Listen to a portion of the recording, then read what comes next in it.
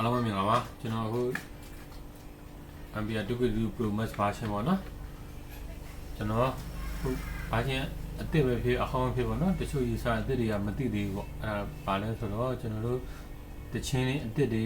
ထည့်သွင်းမယ်နောက်ထပ်ရလာရင်လည်းတချင်း update ဘယ်လိုလုပ်ရလဲဆိုတာလေးကျွန်တော်ရှင်းပြပေးပါမယ်ဟိုတချို့ user တွေကသိပြီးသားဆိုရင်တော့လည်းကြိုးစားပေါ့နော် okay ကျွန်တော်ဘယ်လိုလုပ်ရလဲဆိုရင်အခုဒီမှာဒါ remote app ပေါ့နော်ဒါကညာဘက်ကကျွန်တော်တို့ရဲ့ main player ဖြစ်ပါတယ်အဲ့တော့ remote app မှာဒီမြင်နေတဲ့ဟို library တွေကကျွန်တော်တို့ငကိုထည့်ထားပြီးသားဖြစ်ပါတယ်အခုဒီဟာလေးမေးလိုက်ပေါ့နော်ဒီမှာ1 2 3 9ရောက်9 10 9ဒီဟာလေးမေးလိုက်ဗျာကျွန်တော်အသက်ဆောက်ပြီးမယ်ဘာနဲ့ဆောက်မလဲဆိုရင်ဥပမာဒီမှာမြန်မာ music ဆိုတာမရှိသေးဘူးကျွန်တော်မြန်မာ music အမည်နဲ့ကျွန်တော်ဆောက်ပြပြီးမယ်နော်အဲ့တော့ကျွန်တော်တချင်းကိုကတချင်းလက်ရှိဒီ9ခုsorry ပေါ့နော် sorry 12ခုလုံးမရှိဘူးလို့သဘောထားလိုက်ဗျာဒီအောင်မေးလိုက်ကျွန်တော် user အသစ်အခုပဲ player ကိုဆောက်ဖွင့်လိုက်တယ်ဖုန်းနဲ့ချိန်တယ်ဒီတိုင်းမှာ blank ဒီနေရာမှာဘာမှမမြင်အောင်ဆိုတော့ဟိုကျွန်တော်တို့ကစပြီးဘာလုပ်ရမလဲဆိုရင်ကျွန်တော် setting menu ကိုသွားမယ် media library ကိုသွားမယ်ဒါခုနကဒီဘက်မှာမြင်ရတဲ့12ခုဒီကျွန်တော်တို့ဒီမှာရှိနေတဲ့12ခုဖြစ်ပါတယ် okay ဒီ12ခုကိုမေးလိုက်ပါတော့မေးလိုက်ကျွန်တော်တို့ကဒီမှာအသစ်ဆောက်မယ်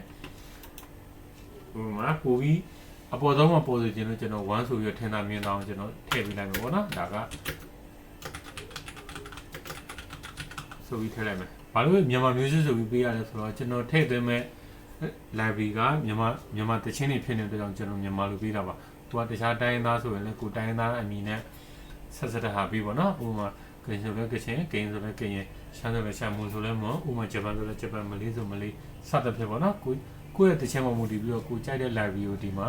အမည်ပေးပြီးဆောက်ပေါ့နော် okay ကိုယ့်ရဲ့ video file ကကိုထည့်မဲ့ folder က video file လား audio file လားဆိုတော့ဒီမှာရွေးရမှာဖြစ်ပါတယ်ဟိုဒီမှာနမူနာကြည့်ပါ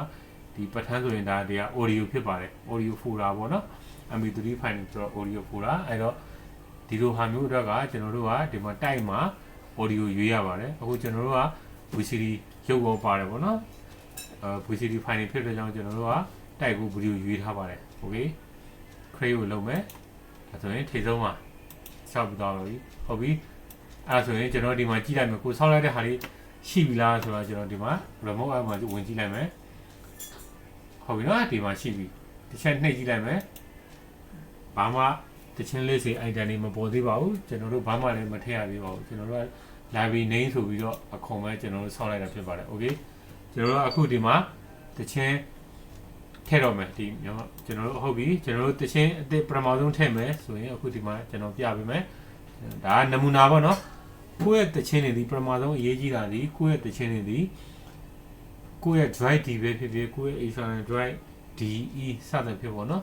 ကိုကအဲ့နေရာမှာအသေးထားရမယ်စက္ကန့်ဖတ်တော့မယ်ဆိုရင်အသေးထားရမယ်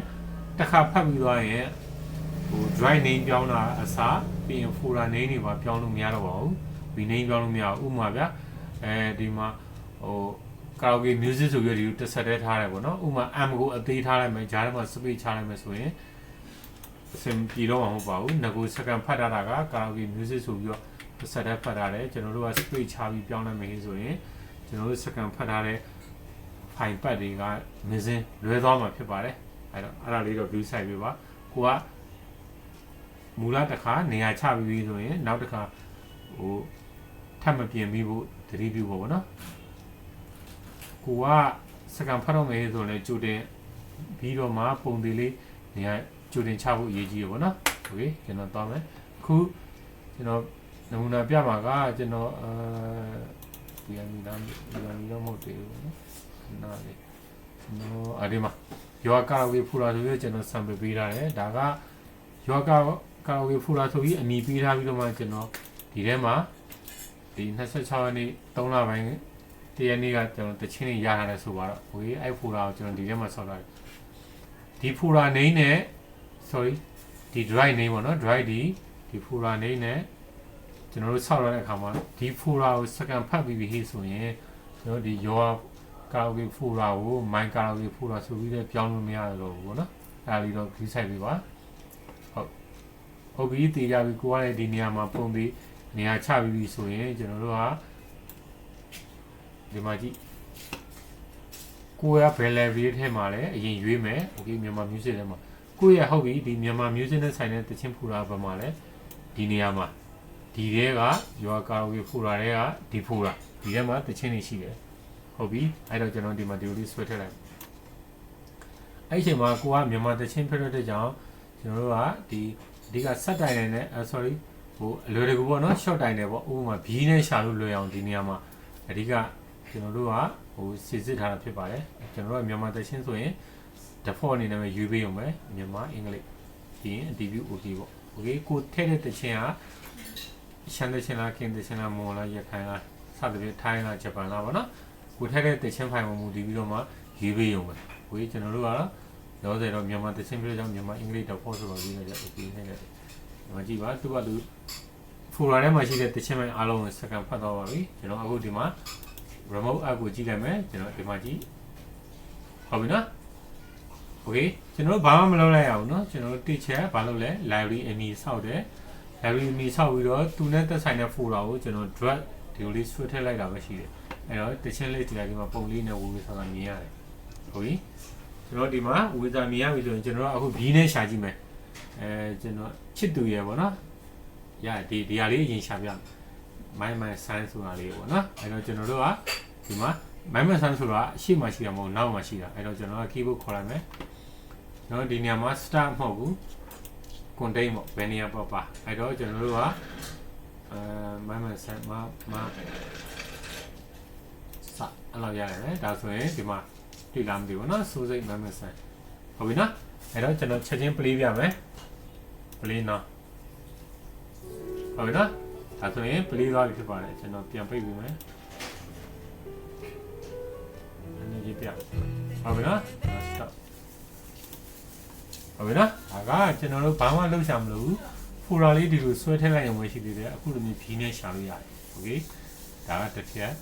ဘာလို့အခုလို V နဲ့ရှာလဲဆိုတဲ့အကြောင်းအရာလေးတစ်ချက်ကျွန်တော်တစ်ချက်ရှင်းပြမယ်အဓိကအကြောင်းအရာဒီကျွန်တော်တို့ mind player မှာအဓိကသွားတာက file naming system နဲ့သွားပါတယ်တချင်းတပုတ်ချင်းစီမှာသူတို့နဲ့သက်ဆိုင်တဲ့တချင်းအမည်တွေနဲ့အဆိုတော်အမည်ကိုဒီလိုမျိုးပေးထားခဲ့ဖို့လိုပါတယ်ဒါဒီအဓိက main point ပါဒီလိုလေးပေးထားပြီးဆိုရင်ဘာမှမလိုဘူးကိုကဒီဖိုရာလေးဆွဲထားရုံနဲ့အခုလိုမျိုးအလွယ်တကူဒီနဲ့ရှာနိုင်မှာဖြစ်ပါတယ်ဟုတ်ပြီခုနပြောသလိုကျွန်တော်ကတိုင်းသားဘာသာနားမလဲဗျာဥမာမွန်ဝေးဝေးကင်ဝေးဝေးကိုတချင်းကိုထည့်ခြင်းလဲဆိုရင်ကိုကကင်လို့တချင်းအမည်ကင်လို့အဆိုတော်အမည် .mp4 အဲ့လိုလေးပေးထားလိုက်လို့ရှိရင်ဖိုရာလေးဆွဲထည့်လိုက်တယ်ပြီးရင်ကင်ဆိုတာလေးယူလိုက်မယ်ဆိုရင်အလိုလိုကင်ဘီနဲ့ရှာလို့ရမှာဖြစ်ပါတယ်ဟုတ်နော်ဟုတ်ဒါက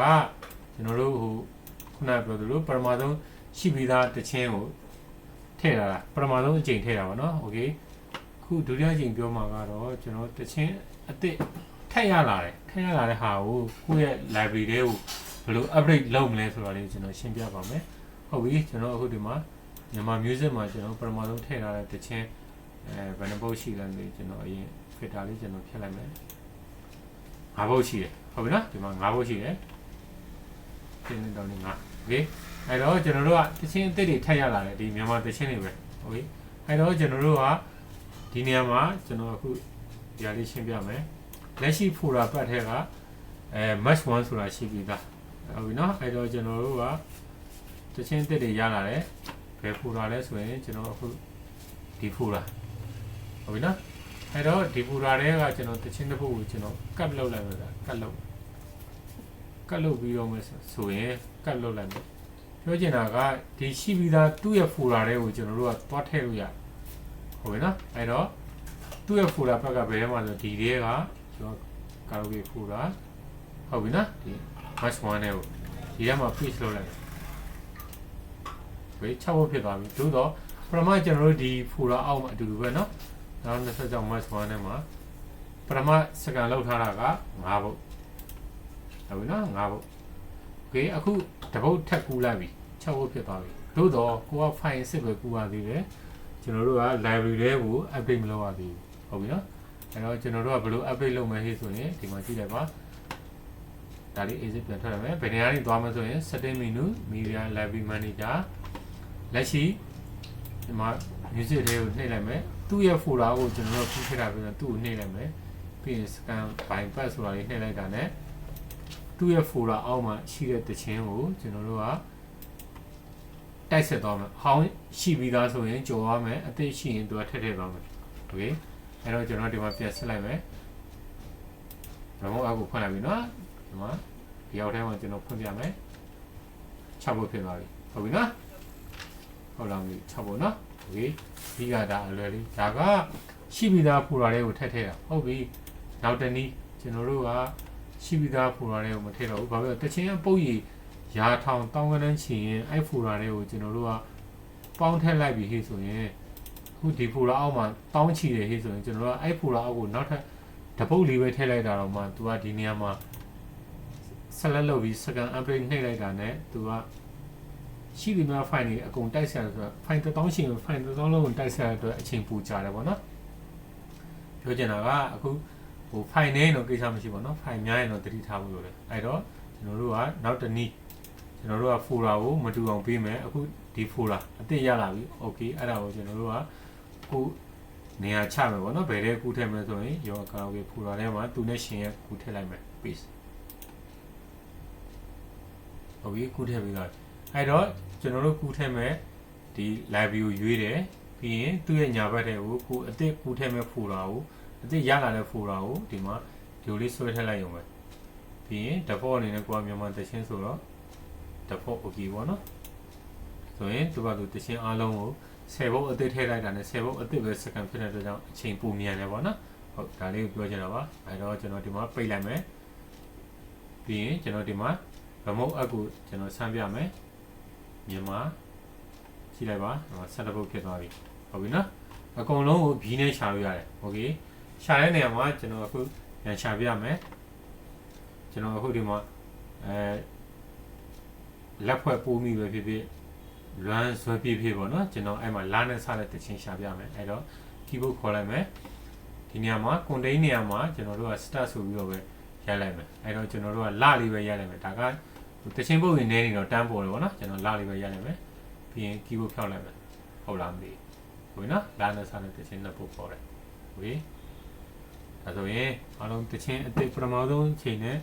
တခြင်းအစ်စ်တွင်းလာရောနောက်ထပ်တခြင်းအစ်စ်ရလာလို့ကိုယ့်ရဲ့ library ကိုတခြင်း update လုပ်တာရောအားလုံးနားလည်သွားမှလို့မျှော်လင့်ပါတယ်ဟုတ်အားလုံးကျေးဇူးတင်ပါတယ်